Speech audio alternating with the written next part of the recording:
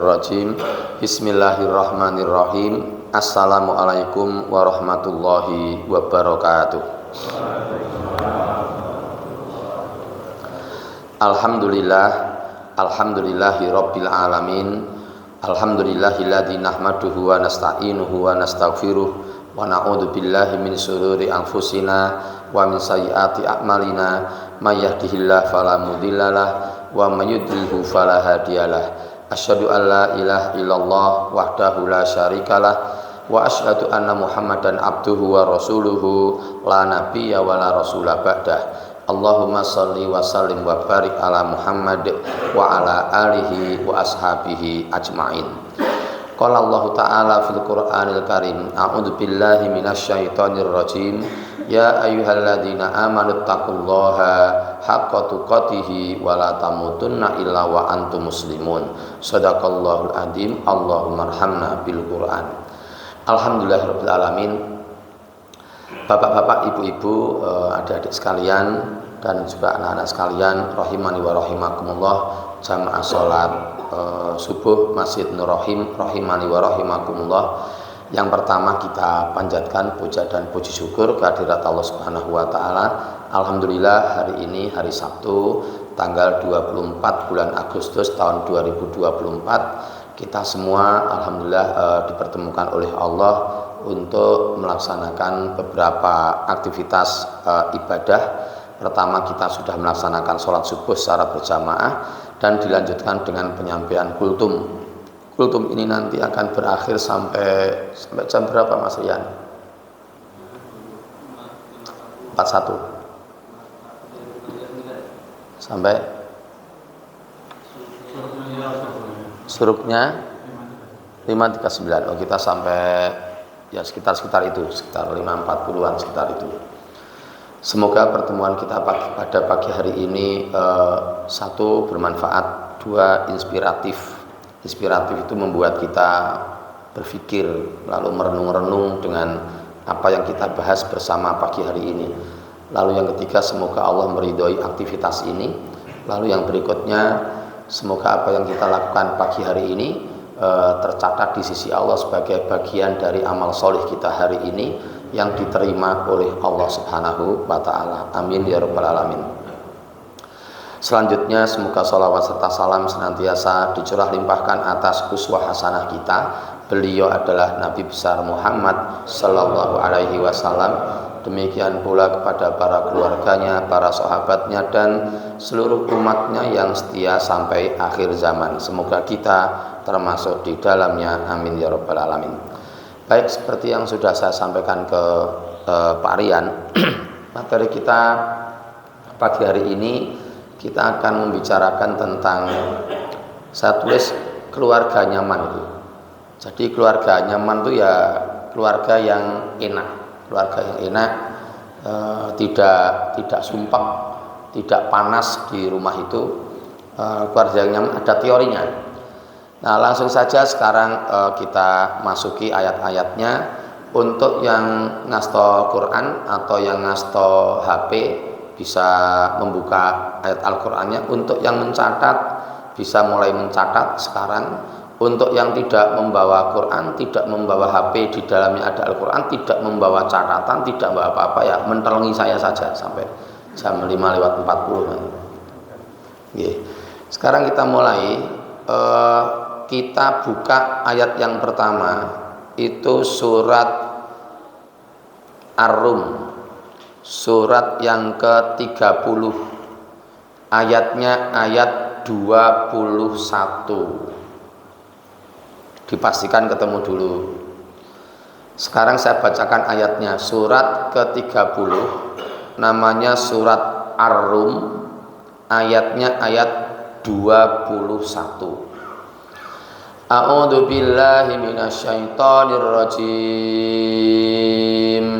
Wa min ayatihi an khalaqalakum min anfusikum azwaja litaskunu ilaiha wa ja'ala bainakum mawaddatan wa rahmah inna fi dzalika la ayatil liqaumi yatafakkarun. Gitu ayatnya. Intinya gini Bapak dan Ibu,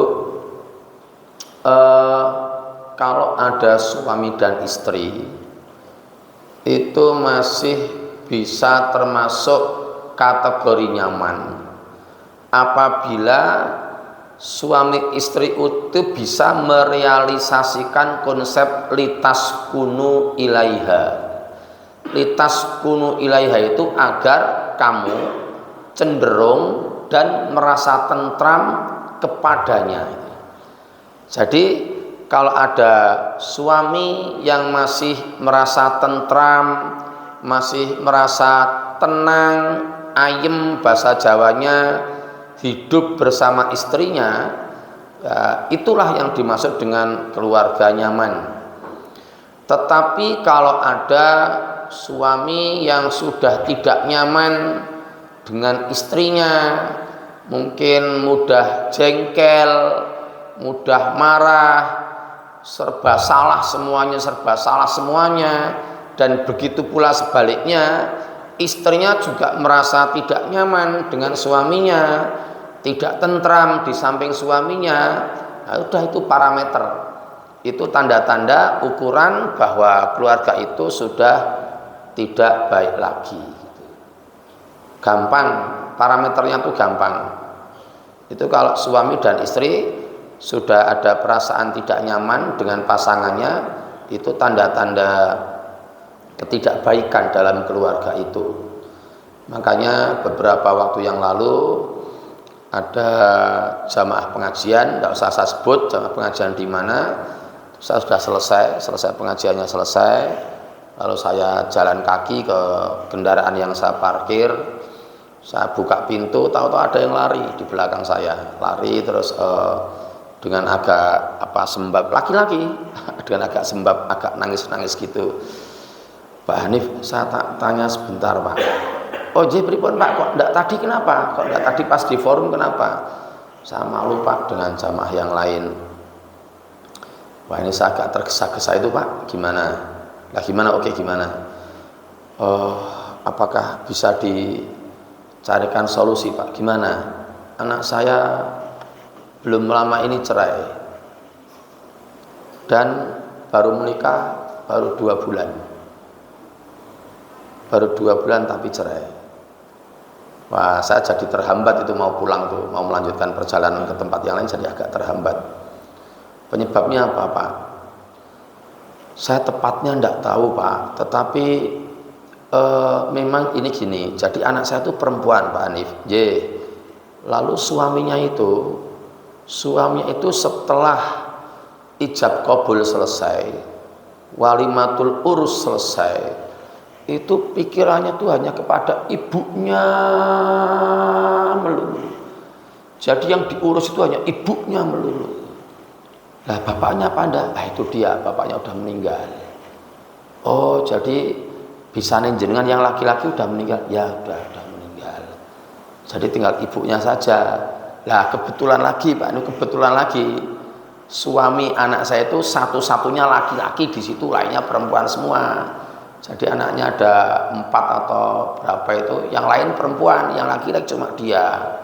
Nah setelah menikah selesai, ijab qabul selesai, lanjut walimatul urus selesai, siang itu ternyata yang suami anak saya itu mau ngurusi ibunya terus.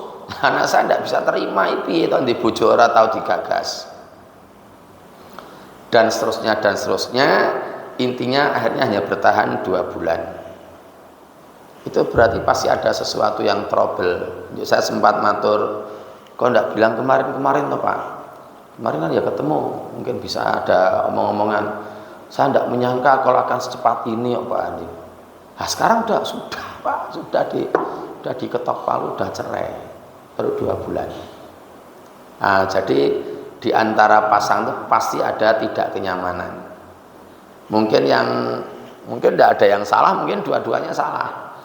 Karena sebenarnya kalau laki-laki itu betul bertanggung jawab atas orang tuanya itu betul, apalagi ayahnya sudah meninggal, ibunya sendiri, saudara-saudara yang lain perempuan semua, tumpuannya kan laki-laki ini. Kudune sing wedok ya pangerten. Sing istri yang baru tadi itu ya pangerten.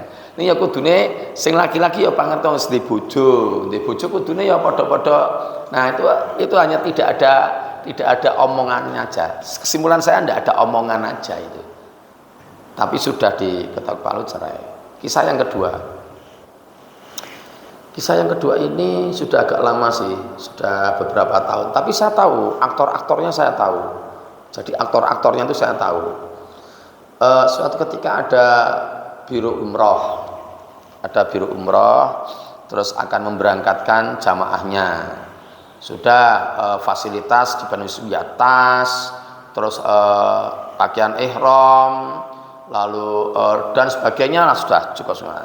Nah, terus memasuki masa penyampaian manasik haji, manasik umroh. Nah, pemberinya ini ustadznya. Nah, ustadznya ini pas menyampaikan manasik umroh, ya normal, pertanyaannya normal. Bapak sendirian berangkat? Oh enggak Pak Ustadz, saya sama istri saya ini istri saya ini. Oh ya, Ibu berangkat sendiri? Oh enggak Ustadz, saya sama suami saya. Maksudnya yang mana? Oh ini ya. Terus tekan gini wong wedok siji. Ibu berangkat sendiri? Iya Pak Ustadz, saya sendiri. Lah enggak sama anaknya? Enggak, anak saya enggak ada yang mau. Lah suami udah meninggal, suami saya udah meninggal. Jadi saya ini ya berangkat sendiri Pak Ustadz. Nanti minta tolong lah. Oh ya insya Allah. Pertama kali itu normal Mas Rian. Normal pertama tidak ada apa-apa. Tapi ya rondone yo ayu, nom, kempling. Nah, terus akhirnya ring kesing cerita tidak serak jam 5:40 kan selesai pengajiannya. Itu terus dengan penawaran yang awal, Ibu nanti saya bawakan kopernya. Ya Pak Ustadz, tapi kalau kira-kira merepotkan tidak usah, nanti saya bawanya sendiri. Insya Allah tidak merepotkan kok Bu. Ya terima kasih. Pertama tidak ada apa-apa, lama-lama was ingin minta dibelikan kurma bareng-bareng, ke bawah tower bareng-bareng. Itu kan ada mall itu ya, di bawah tower itu ya. Itu kalau bawah tower dari luar tidak kelihatan, waktu masuk, nah itu sudah apapun, makanan apapun ada di situ. Jeruk ada, pelem ada, pisang ada, coklat ada di bawah tower jam itu ada semuanya. Nah, diantar ke situ. Lama-lama kan lengket. Nah, nyaman dengan wanita baru ini. Nah, pulang umroh siri. Kok gede-gede kino Bude? Gede-gede. Niku pan manusiawi. Mangkat umroh 9 hari, jalan terus bareng-bareng, pulang kesepakatan bersama nikah siri. Sing mbok tuwa ditinggal. Anaknya papat, laki-laki, perempuan, laki-laki, perempuan. Perempuan, laki-laki, perempuan, laki-laki. Yang 3 udah menikah semua. Yang belum menikah tinggal 1 yang paling belakang, yang laki-laki. Tapi udah tua atau yang laki-laki ini, yang tour leadernya laki-laki. Aneh ganteng, diteokeh, sing wedok ya ayu, kempling, setane ya gede, godane ya gede. Ya sudah, berarti sekarang sama istrinya yang tua sudah tidak ada nyaman lagi. Istrinya yang tua dengan suaminya tuh ya tidak ada nyaman lagi. Meskipun tidak dicerai, sekarang ya karepmu. Urip-urip karepmu kono. Anak-anak tak openane. Jadi keempat anaknya tuh yang openi yang istrinya. Sampai gede-gede sampai menikah. Nah, itu contoh-contoh konkret real konkret terjadi, kisah nyata. Saya tahu aktornya semuanya. Nah, itu kisah nyata yang menunjukkan bahwa sepasang suami istri yang sudah tidak nyaman, gitu. Nah, sekarang ini kita pengajian. Nah, siapa tahu di antara kita ada yang sedang terjangkiti penyakit seperti ini, gitu. Dengan istrinya tidak nyaman, dengan suaminya tidak nyaman. Itu harus diislah, harus segera diislah. Jadi diperbaiki supaya tidak bercerai. Bercerai itu boleh, tetapi sangat tidak disukai oleh Allah dan tidak disukai oleh Rasulullah, gitu. Makanya sedapat mungkin dipertahankan. Nah, sekarang ya cara untuk mempertahankan kenyamanan itu kita lihat ayat yang lain, yaitu surat An-Nisa ayat 34. Monggo yang kebetulan membawa Quran atau membawa HP, di dalamnya ada Al-Qur'annya, kita lihat surat An-Nisa surat yang keempat ayatnya 34. Itu di situ ada petunjuk-petunjuk. Dalam ayat itu ada petunjuk-petunjuk bagaimana supaya menjaga ketenangan, menjaga ketentraman, tetap ayem, tetap sayang, tetap cinta sama pasangannya. Itu surat An-Nisa ayat 34. Panjang kok ayatnya kok. Oke, saya bacakan semua. Pokoknya nanti jam 5.40 berhenti. Tidak tahu selesai apa tidak selesai, pokoknya berhenti. Surat An-Nisa ayat 34. A'udzu billahi minasyaitonir rajim. Ar-rijalu qawwamuna 'alan nisa bima faddalallahu ba'dahum 'ala ba'd wa bima anfaqu min amwalihim fas-solihatu qanitatun hafidhatul lil ghaibi bima hafidallah wallati takhafuna nusuzahunna faiduhunna wahjuruhunna fil madaji'i wadribuhun fa in ata'nakum fala tabghu alaihinna sabila innallaha kana aliyan kabira. Panjang ayatnya itu, mungkin sampai 4 atau 5 baris di dalam Al-Quran itu. Ayatnya dari baris pertama sampai tidak 4 ya 4,5 lah, 5 baris. Nah, jadi dari ayat itu monggo nggih ibu-ibu, penting untuk ibu-ibu sekarang yang pertama, ar-rijalu qawwamuna 'alan nisa. Jadi kalau menurut Al-Quran, menurut Allah, menurut firman Allah itu ya yang bicara Allah, disampaikan kepada Nabi Muhammad dengan perantaraan penyampaian malaikat Jibril. Jadi hakikatnya itu yang berbicara itu Allah. Ar-rijalu qawwamuna 'alan nisa. Pak Rian, menurut pencermatan Pak Rian, ada enggak dalam benak Pak Rian aja lah? Dalam benak Pak Rian bisa di geraha mandiri, bisa geraha tidak mandiri, bisa mandiri tidak geraha, bisa geraha yang rodok mandiri. Ada enggak dalam benaknya Pak Rian yang di keluarga itu perempuannya dominan? Ada ya, sudah tidak saya sebutkan.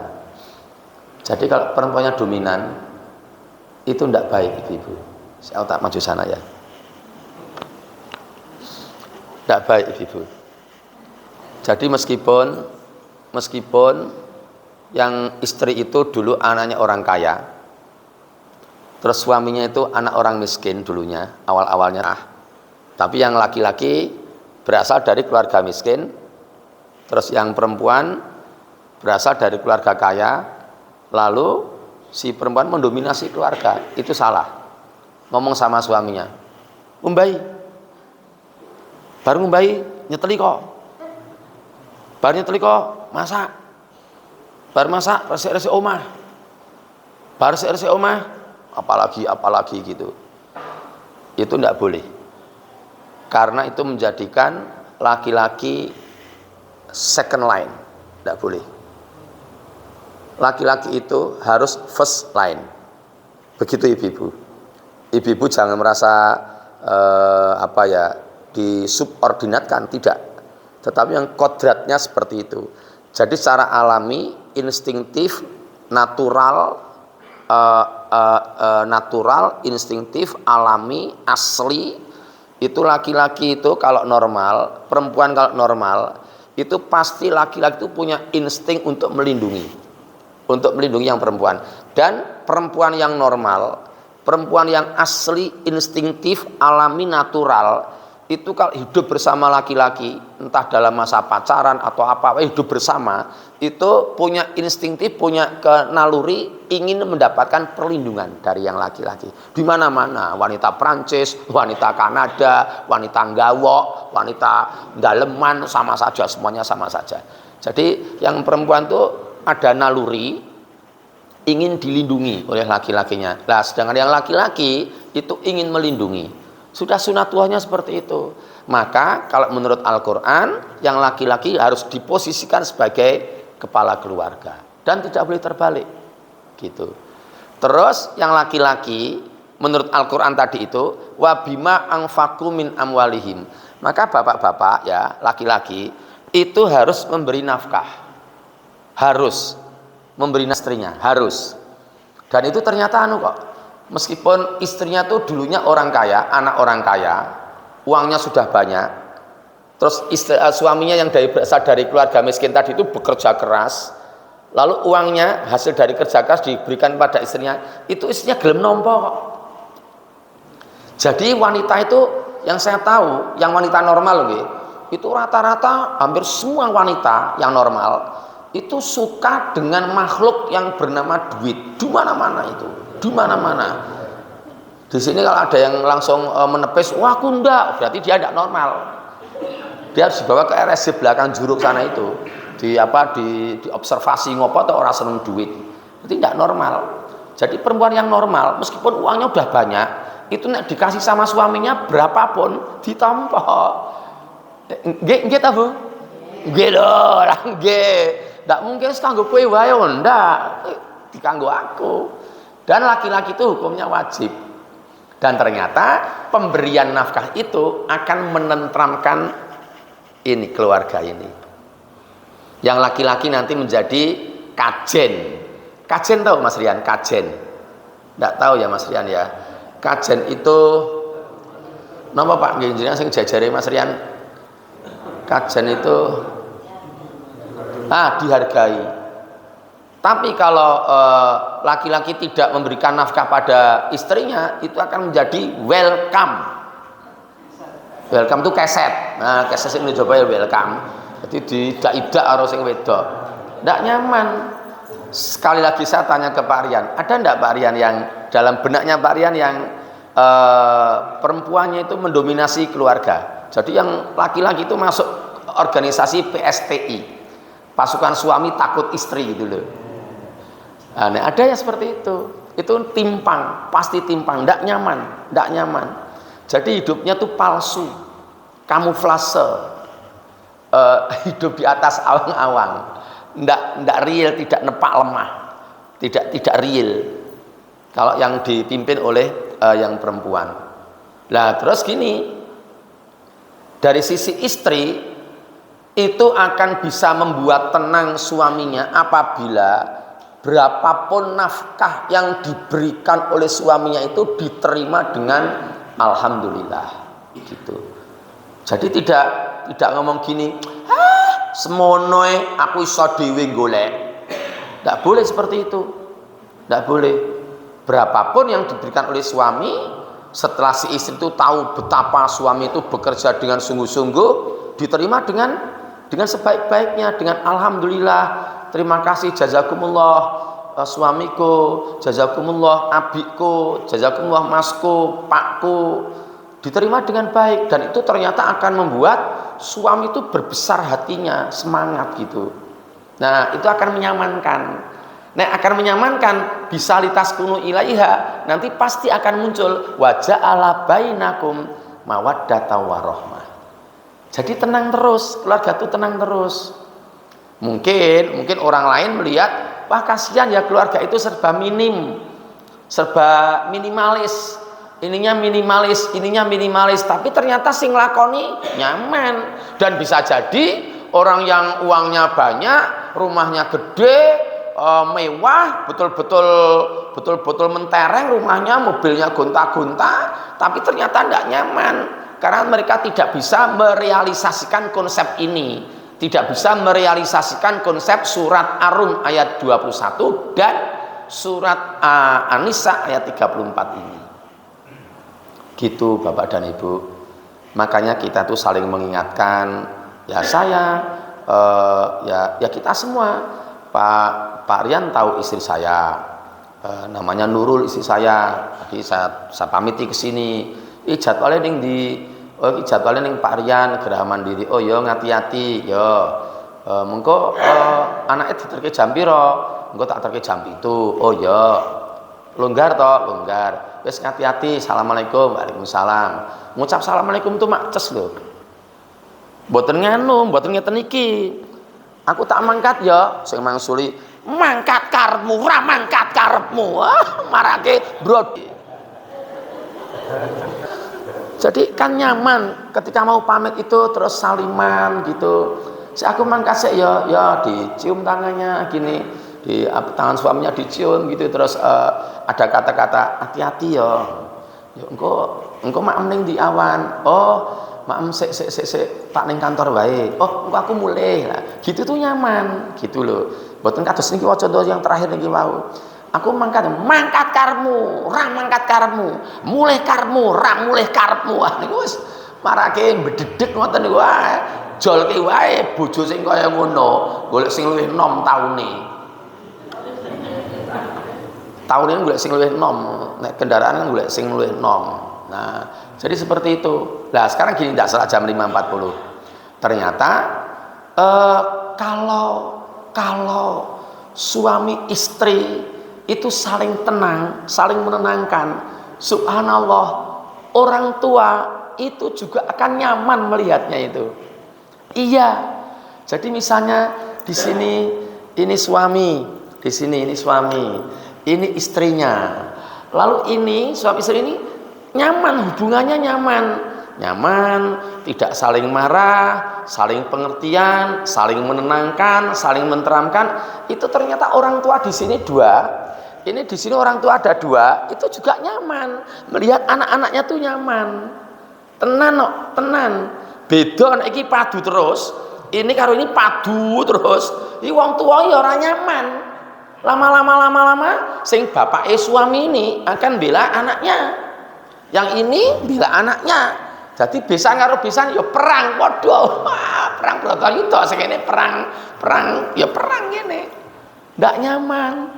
Tapi nek ini nyaman, subhanallah, orang tua itu akan nyaman. Kalau nyaman, terus usai sholat akan mendoakan tuh nyaman juga. Ya Allah, Rabbana hablana min azwajina wa dzurriyyatina qurrata a'yun waj'alna lil muttaqina imama. Allahumma ya Allah waj'alna lil muttaqina imama. Ya Allah waj'alna lil muttaqina imama. Ya Allah, jadikanlah kami pemimpin bagi orang-orang yang bertakwa. Sambil mengingat anak-anaknya ini gitu. Nah, apalagi kalau ini dan ini merealisasikan surat Al-Isra ayat 23 sampai 24. Monggo sekarang yang ngasto. Sekarang yang membawa Quran tolong membuka surat Al-Isra, surat yang ke-17, ayatnya ayat 23 sampai 24. Sekarang itu penggambaran seorang yang taat, seorang anak yang taat, yang takdim, yang tawaduk, yang berbakti kepada orang tuanya. Dilukiskan dalam dua ayat ini. Oke ya, monggo dipastikan ketemu, saya bacakan sekarang ayatnya. A'udzubillahi minasyaitonirrajim. Ayat 23 surat Al-Isra.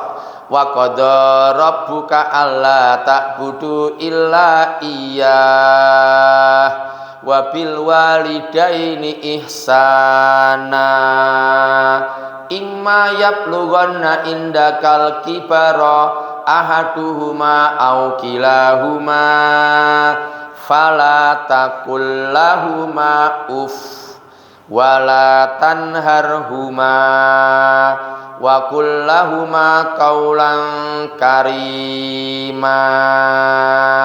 Itu ayat 23. Sekarang masuk ayat 24-nya. Waqfid lahuma janahadzulli minar rahmah wa qur rabbirhamhuma kama rabbayani shaghira. Gitu. Seperti itu ayatnya. Jadi dengan orang tua itu, satu, jangan mengatakan perkataan A. Dua, tidak boleh membentak. Ini pada keempat orang tua tidak boleh membentak.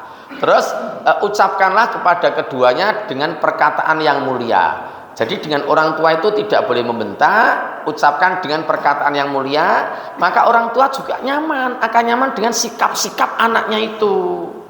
Kalau orang tuanya nyaman, nanti mendoakan yang bagus-bagus, insya Allah.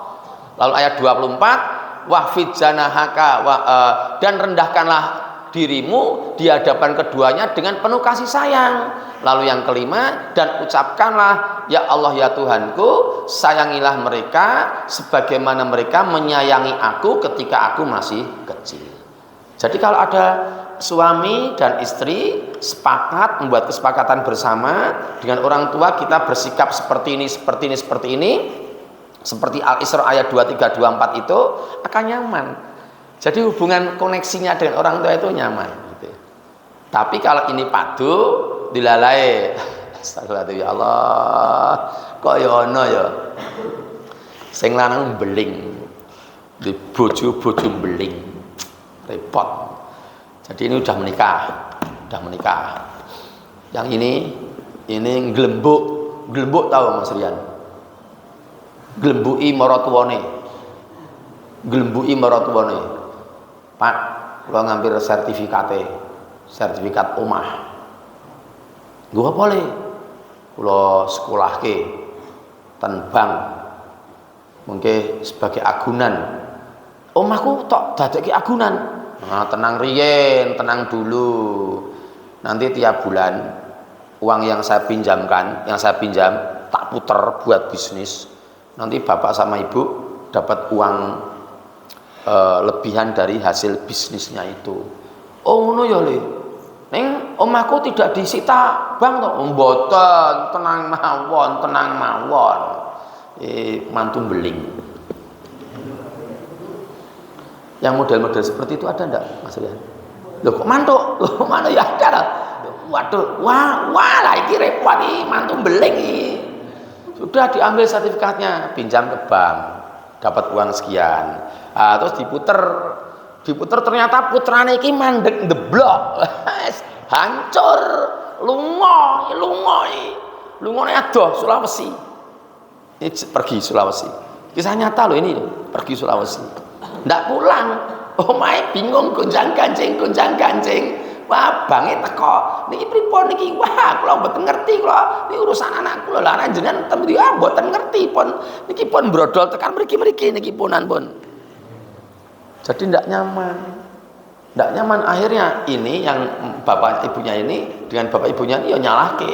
Ini nyalahke ini nyalahke ini. Saling menyalahkan semuanya. Ndak nyaman itu. Keluarganya ndak nyaman. Kisruh terus tiap hari. Ya gara-gara tadi itu, mungkin ya ini ada ndak kenyamanan juga, mungkin ini tuntutannya mungkin lebih, mungkin yang ini tuntutannya lebih. Mas, mbok ditonton kanca-kanca iki lho, temen-temenku itu lihatlah, temen-temenku kayak gitu, masa aku cuma kayak gini terus. Lah piye carane ya? Piye lah nyambut gawe lah. Aku tak nyilih sertifikat omahe pakmu karo Bu. Terserah kowe, sing penting aku dicukupi. Oh iya, gawe agunan ya. Oh iya ora apa-apa wis. Nek wong tuamu remuk ya ora apa-apa, sing penting aku dicukupi. Dadi ini padha-padha edane niki ya, padha-padha edan. Itu ndak nyaman yang semacam itu. Udah ya dasar jam 5:40 ya. Terus gini, nek sudah berbakti nyaman, doa orang tua itu akan sampai kepada anak-anaknya ini. Ya Allah. Makanya nganu Mas Rian, saya berusaha keras supaya orang tua saya supaya nyaman dengan pernikahan saya. Orang tuanya istri saya juga berusaha keras supaya orang tuanya istri saya itu ya nyaman. Dan akhirnya mereka sampai meninggal. Bapak saya sudah meninggal, ibu saya sudah meninggal, mertua saya yang kakung sudah meninggal. Sekarang tinggal satu, cuma ibu mertua saja sekarang. Dan saya selalu berusaha untuk ibu itu tetap senang, tidak boleh sampai sedih. Sudah usia 78 tahun, sudah sepuh. Jadi bagaimana caranya kita menyenangkan orang tua, supaya orang tua itu mendoakan kita suami dan istri ini.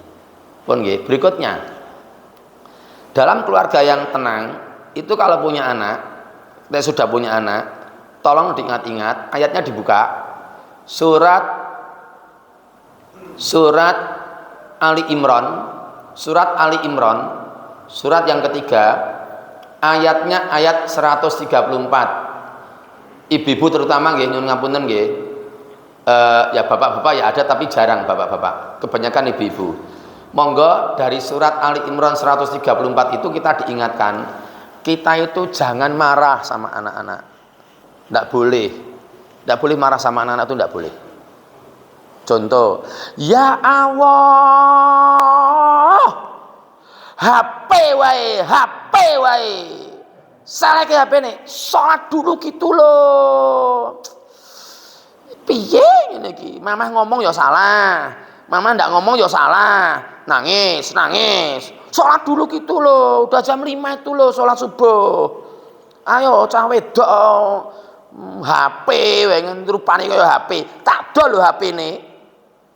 Anaknya malah jawab dolen. Walah iki Tidak boleh marah ibu-ibu, ada ayatnya. Oke, saya tak tanya kepada anak-anak yang ada di sini. Tidak ada ya anak-anak ya. Mas, kamu kelas berapa mas sekarang? Udah sekolah belum? Kelas 2? Alhamdulillah. Kelas 2 SD? Alhamdulillah. Kamu suka abikmu marah atau suka tidak marah? Suka tidak marah? Bagus. Umi ada di sini. Ada enggak? Coba dilihat. Coba dilihat umimu yang mana? Ada. Oh ya ada ya. Coba dilihat umimu sekarang, kamu berdiri dilihat. Umimu sok marah enggak sama kamu? Oh enggak, wah aman Bu, nggih. Yang aman nek mantuk wah repot. Tekan omah dipolo genti kira iso diajak sandiwara. Mas kalau ayah marah enggak? Marah, wah kok bilang enggak gitu Thomas, mangko ning omah di anu lho. Enggak boleh marah, Bu. Tenan, enggak boleh marah. Karena kalau tapi kemarin saya sempat agak bersih tegang dengan guru BK sih. Guru BK salah satu SMK, SMA ternama di Kota Solo. Jadi pas pengajian itu saya pengajian di SMA itu dengan guru-gurunya, lalu ada guru BK, bimbingan konseling. Dia psikolog, latar belakangnya psikologi. Terus itu satu tanya, Ibu kalau marah gimana? Oh kalau menurut teori yang saya pahami ya marah tuh ya marah aja. Tapi setelah marah selesai. Sudah selesai. Nah kalau Pak ini gimana? Saya ikut Quran aja. Quran gimana? Boleh marah tapi ditahan. Quran tuh ditahan. Tidak boleh marah. Jadi marah boleh. Wajar, wangun, normal. Makul masuk akal, marah tuh masuk akal, tapi ditahan. Ayatnya nih 134 ini. Ayatnya itu penting loh ternyata loh. Untuk anak-anak tuh penting. Nek ndak marah, nek kita ndak marah, anak-anak tuh sayang sama kita, gitu loh. Nih coba nih ada orang tua yang marah sama anaknya, nganti dipolo barang, nganti ditendang, nganti dengan tua kelingan. Tua kelingan wong tuane wis tua, Nyai. Iki tontonan iki. Ini dulu gara-gara kamu ini. Loh ini sini ini dulu gara-gara kamu toh. Mati ya kowe. Le, aku wong tuamu enggak ben kowe. Pembalasan. Karena dulu ketika kecil anak-anaknya dipolo. Dipolo itu tahu dipolo, Mas Rian, dipolo. Iya. Ya dipukul. Bukan dipolo itu polo wijo, bukan itu. Itu enak kayak polo. Nah, dipolo itu dipukul. Itu anak-anak bisa ingat sampai tua. Nah, nanti orang tuanya sudah tua balas dendam. Lah makanya enggak boleh. Saya baca ya. Surat Ali Imran ayat 133 dan 134. A'udzubillahi minasyaitonirrajim. Wasari'u ila maghfiratim mir rabbikum wa jannatin arduhas samawati wal ard uiddat lil muttaqin. Itu 133. Sekarang masuk 134. Alladzina yunfikuna fis sarra'i wad-dharra'i. Mohon perhatian. Wal kadiminal ghaidha. Saya ulangi. Wal kadiminal ghaidha wal afina anin nas wallahu yuhibbul muhsinin. Wal kadiminal ghaidha itu artinya dan orang-orang yang mampu menahan amarahnya. Gitu Bapak Ibu. Mas, Abi sok marah enggak? Kadang-kadang. Abimu itu sok marah enggak? Oh enggak, ya. Nek umimu sok marah enggak?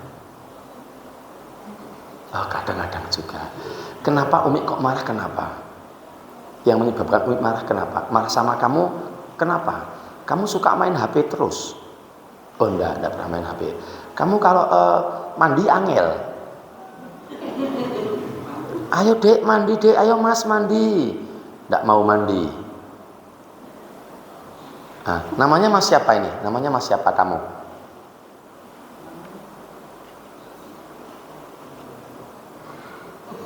Oh enggak ada suaranya, Datuk. Kalau Abik bilang gini, dek sholat dulu, gimana jawabannya? Bagus, wah bagus spontan. Kalau umimu bilang, dek tolong ambilin sendok itu di situ sama piring, umi minta tolong, jawabannya gimana? Bagus, iya juga seneng, asli normal ini asli orang gawe-gawe. Ning ana, dek ambilkan piring njupuk dhewe, wah ya marake mumet iki wah ngene iki. Nah, jadi tidak boleh marah sama anak-anak. Terus yang terakhir, tidak salah jam 5.40, Bapak Ibu, supaya keluarganya nyaman toh, semuanya berikan haknya. Hak istri, hak anak-anak diberikan. Gitu. Yang tanggung jawab suaminya. Hak orang tua juga diberikan. Sesuai dengan aturan syariat. Gitu. Jadi orang tua itu menjadi tanggung jawabnya ini. Ini kan tadi suami, ini istri. Nah, orang tua di sini ikut menjadi tanggung jawabnya ini. Yang orang tua di sini menjadi tanggung jawabnya saudaranya yang laki-laki. Ini kan punya saudara laki, misalnya punya saudara laki-laki, saudara laki-laki yang bertanggung jawab atas ini. Nah, terus yang bertanggung jawab ini, yang nanggung jawab ini. Yang nanggung jawab anak-anak di bawah itu ya ini juga. Itu berikan haknya. Ayatnya surat Al-Isra ayat 26 dan 27. Menjelang berakhir ya. Saya bacakan ayatnya. A'udzubillahi minasyaitonirrajim. Wa atidal qurba haqqahu wal miskina wabnas sabil wala tubadzir tabdzira. 27. Innal mubadzirina kanu ikhwanas syayatin wa kana syaitanu li rabbih kafura. Jadi berikan haknya. Bayar SPP. Adik, setiap hari dikasih umi untuk jajan enggak?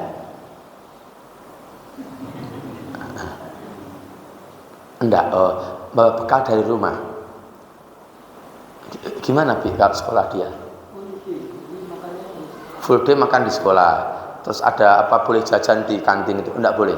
Oh malah bagus gitu itu. Malah bagus gitu itu. Jadi enggak boleh jajan ya. Terus nanti pulang dijemput sama orang tuanya. Seperti itu setiap hari ya. Bagus. Nah, jadi penuhi semua hak anak-anak. Terus di sini saya membawa buku ini, sengaja saya membawa buku ini. Ada sebuah hadis. Sebentar, halamannya saya lupa. Sebentar. Hadisnya itu begini, hadisnya itu.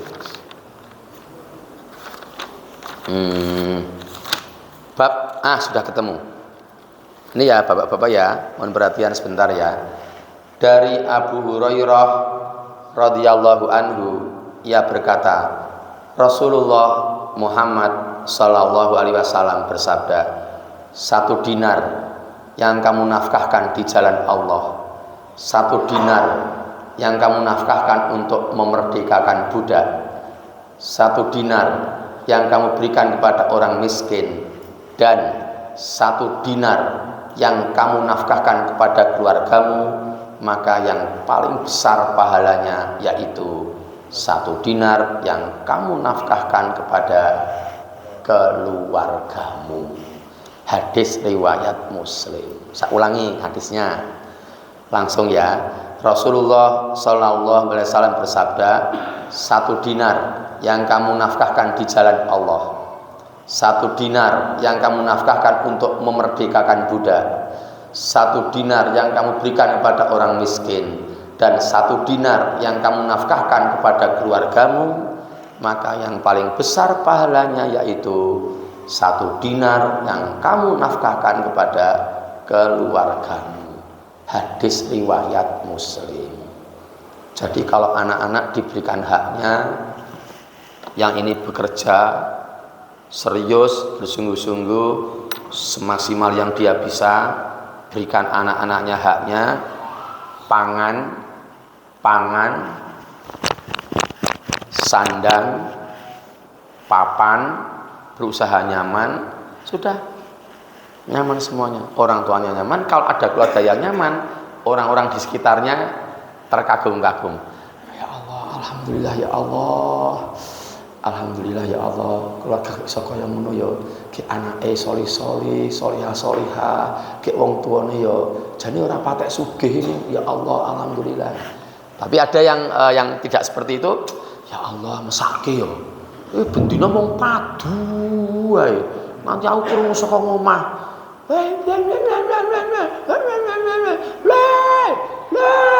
Sing anake, aduh lara, aduh lara. Bendina mung kaya ngono wae. Jadi tetangganya pun juga tidak nyaman. Itu rumahku, nerakaku. Bukan rumahku surgaku, bukan baiti jannati, tapi baiti nari. Baiti jannati itu yang betul, yang salah itu baiti nari. Ada loh bapak-bapak, ada loh varian bapak-bapak itu yang milih tidak pulang kok. Bapak-bapak itu milih tidak pulang. Kalau pulang ramai, jadi pilih tidak pulang. Pulangnya malam, jam 10 malam.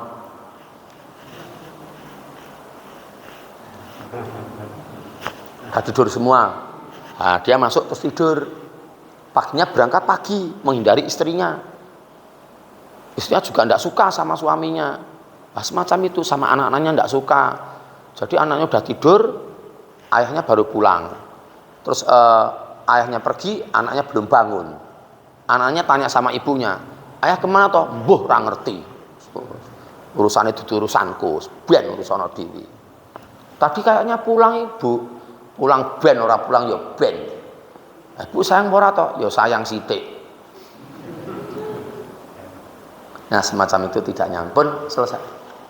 Jam 5.43. Marilah kita cermati ayat-ayat tadi itu dan kita berdoa, bermohon kepada Allah semoga ya keluarga kita tuh keluarga yang nyaman,